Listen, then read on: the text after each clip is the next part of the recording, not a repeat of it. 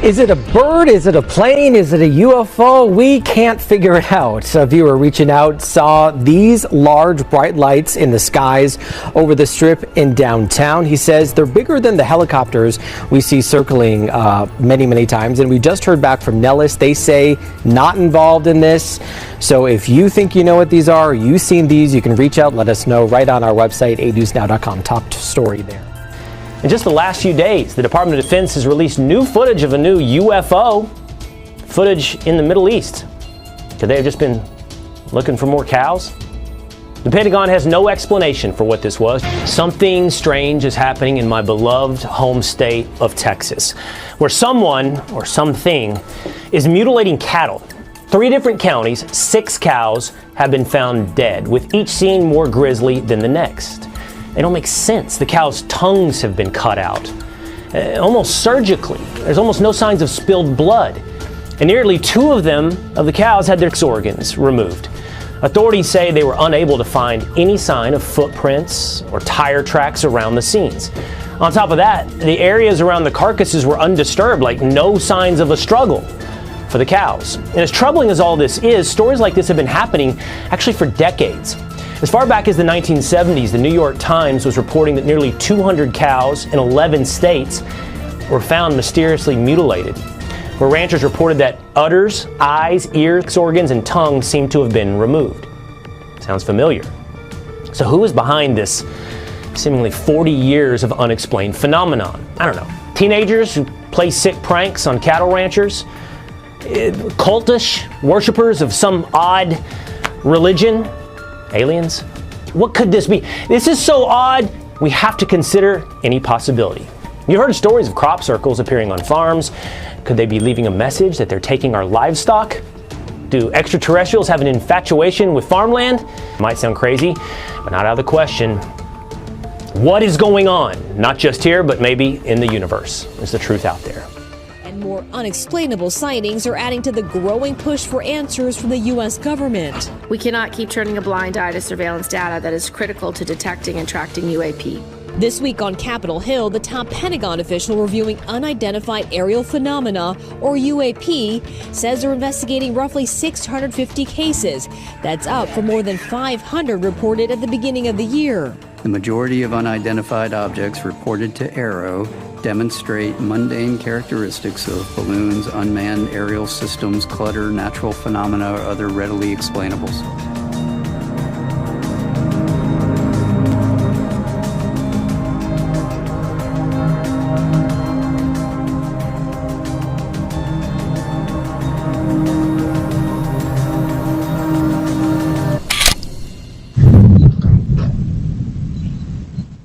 Breaking news tonight. A lot of people talking about this. Did you hear that loud boom in the sky tonight? A lot of people across central Indiana did hear it. This, I'd argue, was not on the radar for most people. Look, how unusual is it for a meteor to make such loud noise? First off, and why this time?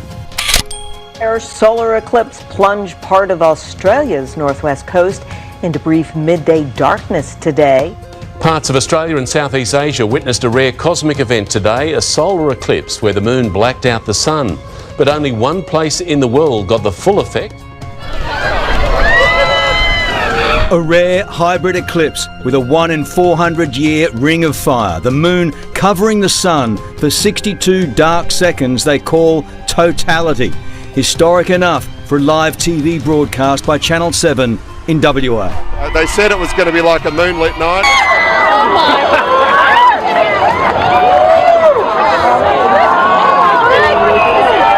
And an emotional one for the enthusiasts. We've got such little time, just try and take it all in. The sunset, the planets, the actual... There's like a sparkle around, Sorry, can you give me a minute? You're a bit emotional. Yeah. Oh my God. That is the most incredible thing I've seen. It is just absolutely stunning. You know, everybody says that total eclipses of the sun are rare, but they really aren't. They happen somewhere on the surface of the Earth, on average about once every 18 months. However, for a specific place on the Earth's surface, for let's say a specific city, that's something totally different. A flash of bright light that lit up the night sky above Ukraine has led to confusion and speculation about what caused it. Authorities said an unknown aerial object had fallen from the sky around Kyiv on Wednesday night, forcing an air alert to be announced for the surrounding region. However, it was later clarified that the possible use of an airstrike missile was not confirmed. Residents and top officials appear to enjoy speculating that the flash could be unrelated to war. The head of President Zelensky's office jokingly posted an emoji of a UFO, and a spokesperson for Ukraine's Air Force suggested a meteorite may have entered Earth's atmosphere. With Phil Sanchez starts now. There it is. Right now at 11 o'clock, the sound of a meteor. This is footage from Jennifer Perkins, one of our viewers from Pittsburgh. And the American Meteor Society has received reports of the fireball in a number of places all across Indiana. Storm Track meteorologist David James is joining us now with everything we need to know. David. Yeah, kind of like lightning. I saw the flash, and then it took a while till you heard the actual noise. So they must have been looking north towards Delphi in order to see that flash.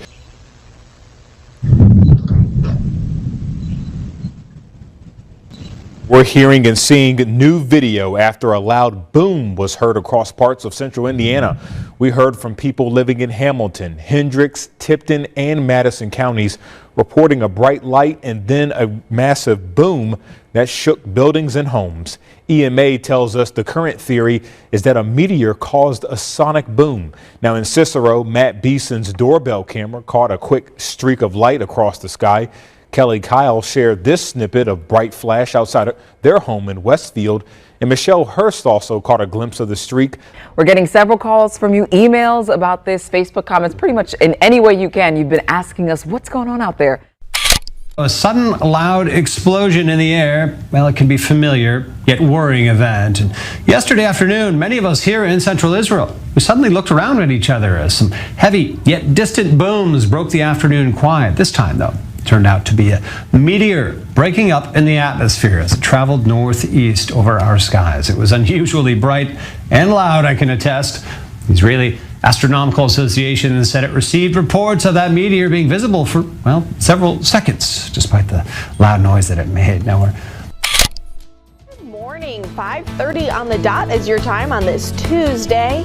A Taco Tuesday. We love a good Taco Tuesday. We absolutely do. And we love a good Taco Tuesday that we can maybe have on a patio. It makes it like 3 times better. Yeah, it's 3 times better. How about 4 times better? Because it's National Barbershop Quartet Day. Okay. Hello, hello, hello, hello. Can we get one of those Hello. to sing to us while we eat tacos? For the first time ever, I'd like to let Macintosh speak for itself. Hello, I'm Macintosh.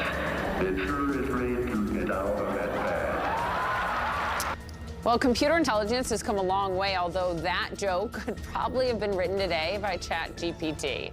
And of course, with Steve Jobs introducing Apple's pioneering Macintosh computer almost 40 years ago. Jobs' friend and Apple co-founder Steve Wozniak is now among a chorus of tech leaders calling for a pause on artificial intelligence, citing, quote, profound risks to humanity. Just overnight, Samsung became the latest in a growing list of companies to ban the use of AI on their company devices. Wozniak, Elon Musk, other tech leaders recently wrote in an open letter that AI developers are, quote, locked in an out of control, I should say, race to develop and deploy ever more powerful digital minds that no one, not even their creators, can understand, predict, or reliably control. People listen when Wozniak talks about tech, about all of this. He designed the revolutionary Apple I and II computers that helped put Apple on the map. The Apple I they built in Jobs' parents' garage back in 1976. So we're really happy to have him with us this morning. Good morning to you.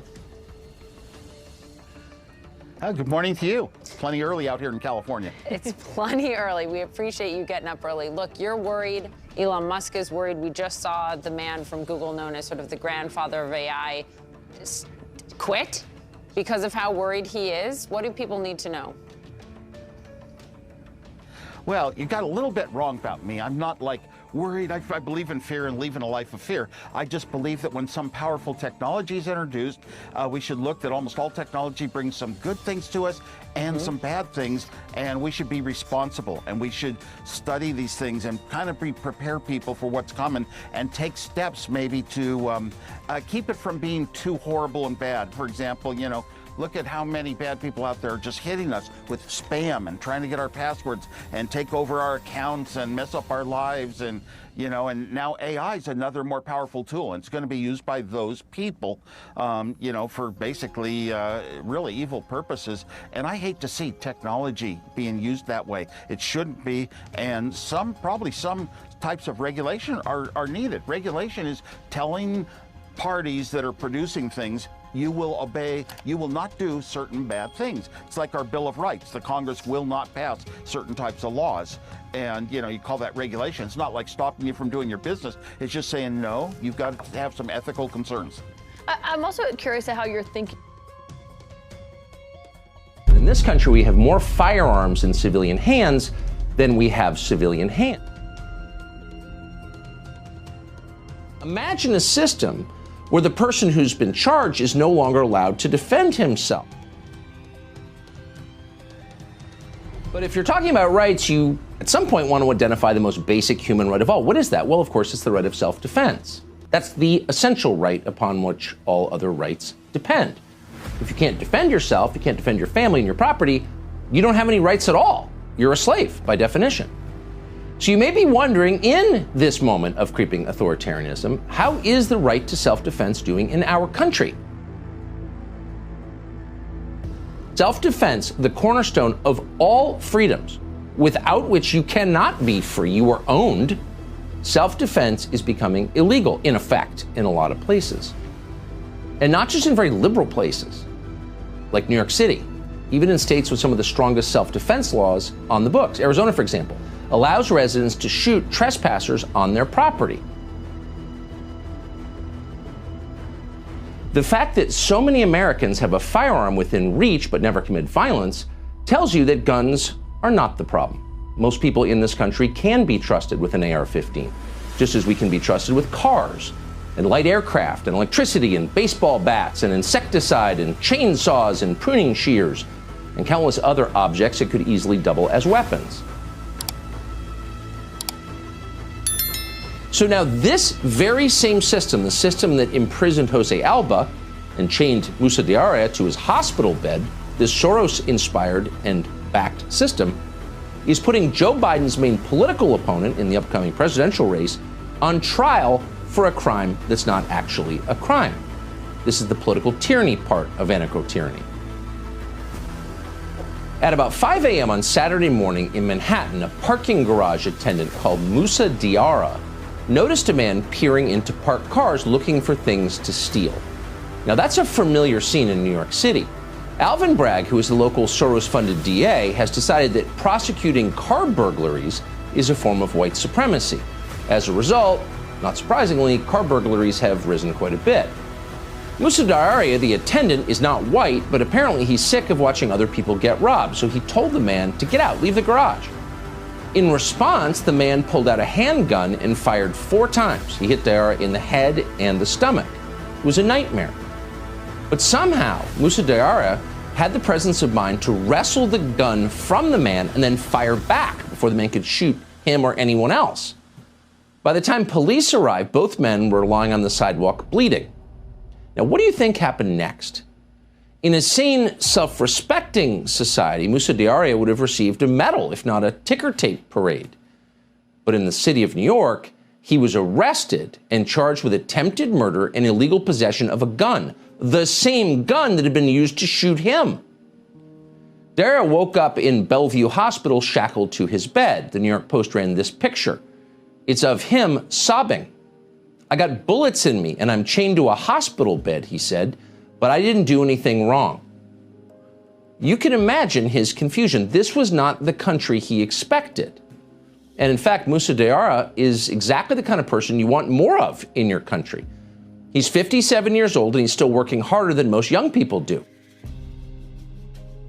The man who shot him, by contrast, does not have a history of going to work every day. His name is Charles Rody. We checked.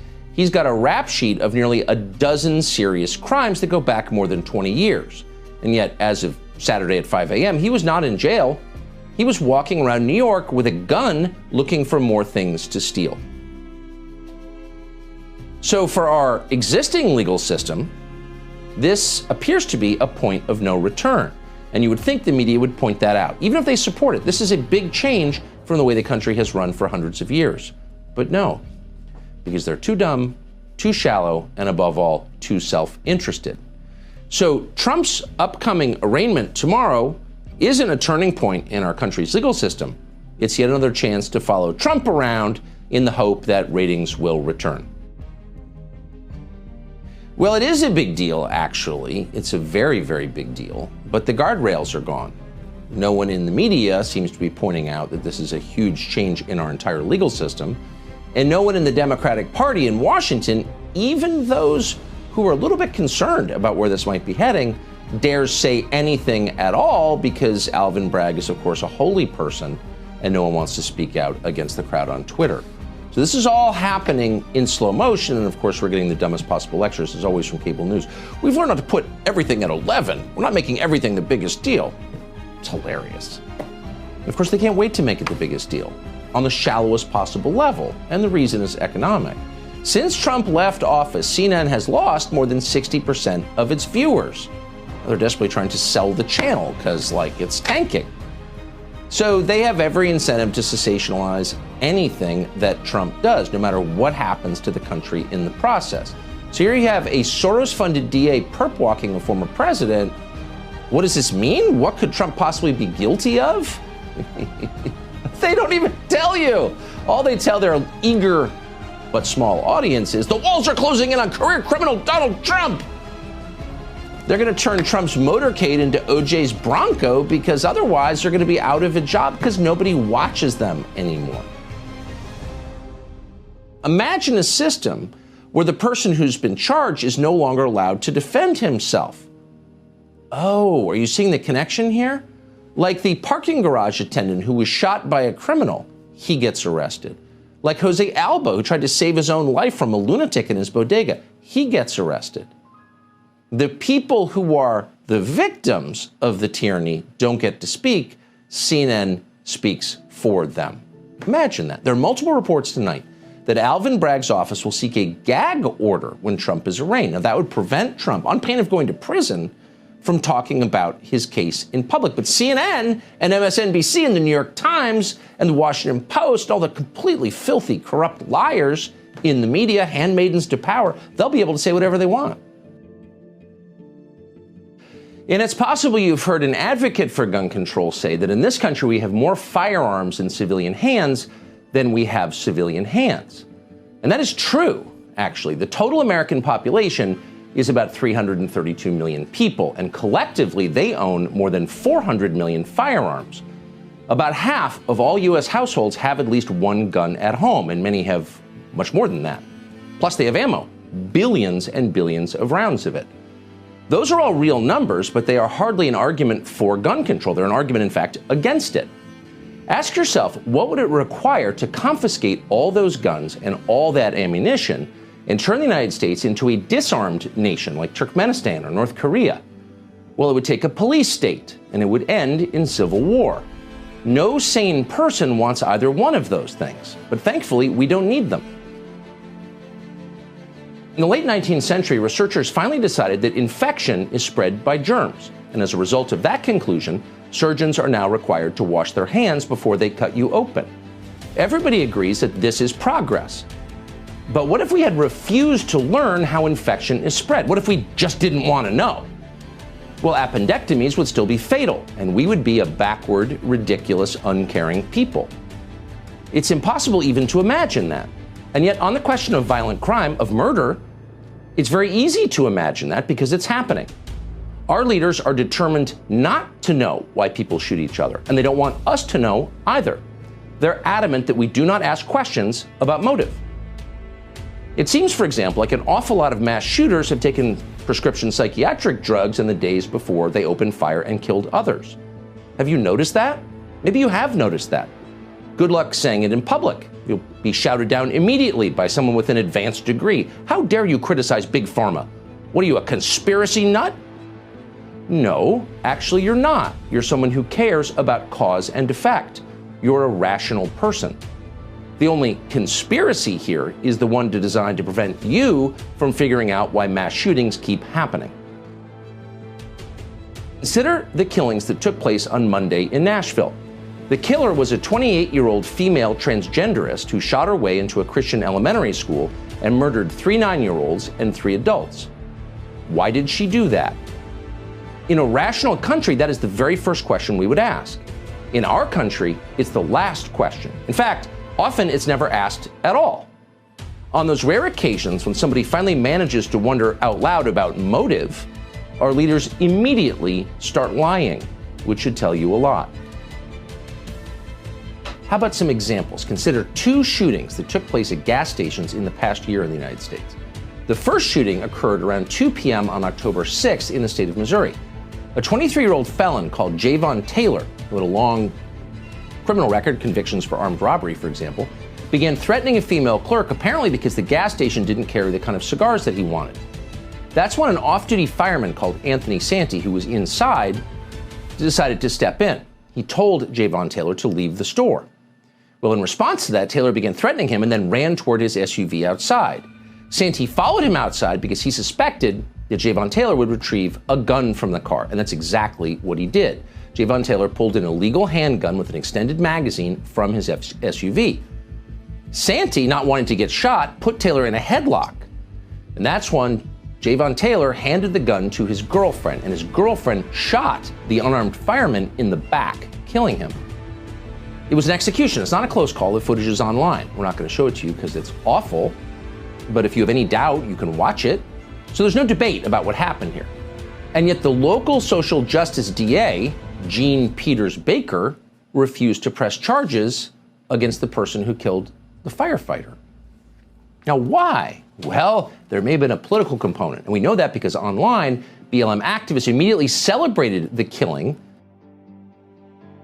So a guy with a criminal record and a knife in his hand starts trashing your store and then runs outside to his car. You see, Naz told police later that he shot Marquis Demps because he feared for his life. He thought the guy was going to get a gun and come back and kill him. And that's a reasonable fear, of course. The Anthony Santi's murder demonstrates that it is. But in this case, the DA, a Soros-funded anti-police political activist called Jose Garza, is pressing charges against the clerk. He wants Yassine Naz, a man who is widely respected in his community, a man who actually contributes to our society, as you just heard. He's trying to send that man to prison for the rest of his life. So, but these 2 cases together, consider them in tandem. What's the message? Well, the message is if a violent felon starts terrorizing people in your store, ripping your store apart on which you rely for your livelihood, you can't do anything. If he goes back to his car to get a gun, you have to let it happen. So get shot or go to jail for the rest of your life. Those are your choices, which of course are not really choices at all. And these are not isolated cases that we cherry pick to make some polemical point. It's happening everywhere. Some people, the New York Times has explained, have views that are so reprehensible, these people are physically off limits. You cannot be in the same room with people like that.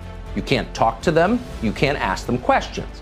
Their opinions are like smallpox, communicable and deadly.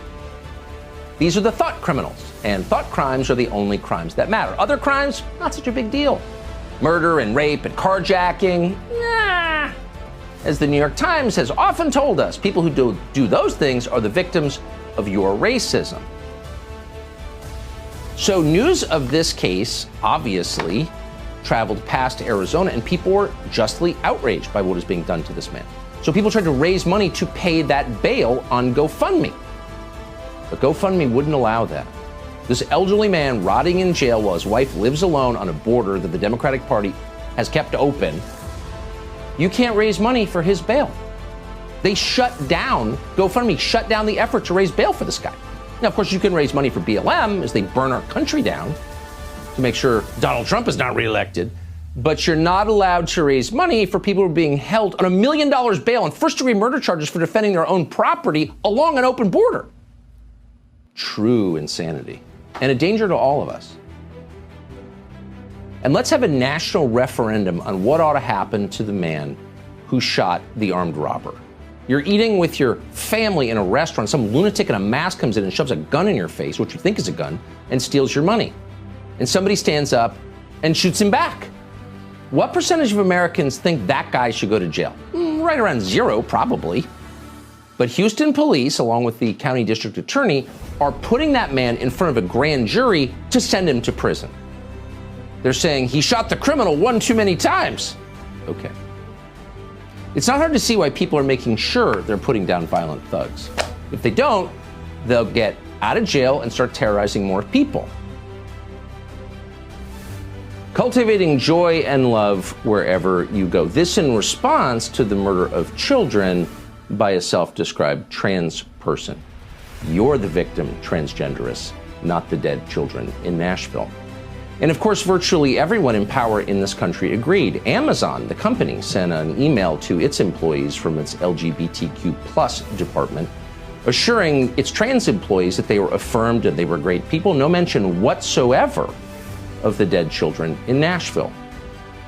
Their concern was the only concern. And then NBC News ran this headline, one of many like it.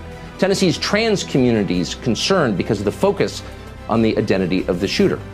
No update from NBC on how the Christian community in Nashville is doing, because who cares? They're just mortals.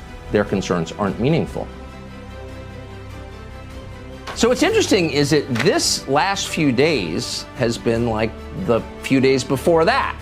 There's been a lot of moral outrage in Washington about bad ideas. And of course, some ideas are bad on both sides, for sure. But ideas aren't criminal. Actions are criminal. And as always, the real criminals are getting away with it. How filthy and dishonest our news media are. You'll be in the shower and you'll think they're bad, but how bad are they? In fact, this is pretty clearly the beginning of the end for Joe Biden. We can't prove that. The future is unknowable. But holy smokes, it does not look good. The other channels took hundreds of millions of dollars from big pharma companies, and then they shilled for their sketchy products on the air. And as they did that, they maligned anyone who was skeptical of those products. At the very least, this was a moral crime. It was disgusting, but it was universal. It happened across the American news media. They all did it. Either way, if you're an honest person, you understand this is exactly the moment in our history when we need serious adult conversations about the world around us, a world that is changing to our detriment, and how we ought to respond to those changes. Bobby Kennedy would love to have those conversations. He's not running to get rich. He's running to make things better, but he's not allowed to have those conversations. He's been censored. Other media won't even talk to him. He criticized their advertisers. Well, as you've just heard, the Biden administration spends an awful lot of time covering up actual crimes, crimes committed by their political allies and their relatives. But for their critics, there is no such mercy. For